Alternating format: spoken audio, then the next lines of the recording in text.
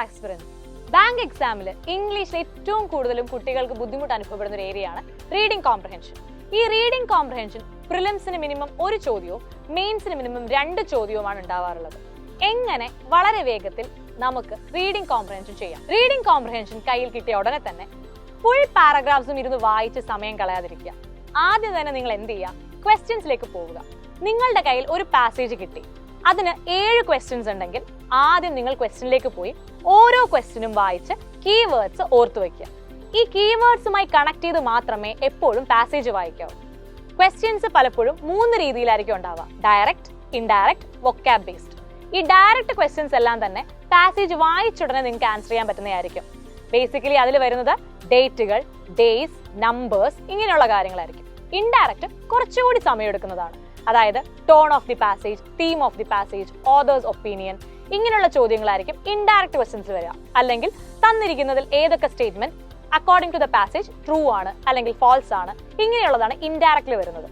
പിന്നെ വരുന്നതാണ് vocab based question.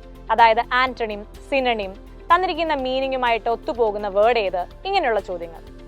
പിന്നെ ഒരു ടൈപ്പ് ഓഫ് ക്വസ്റ്റ്യൻസ് കൂടി RCയിൽ നമുക്ക് ഇപ്പോൾ കാണാൻ സാധിക്കും: filler, word swap, word rearrangement, word improvement, sentence completion പോലുള്ള ക്വസ്റ്റ്യൻസ്.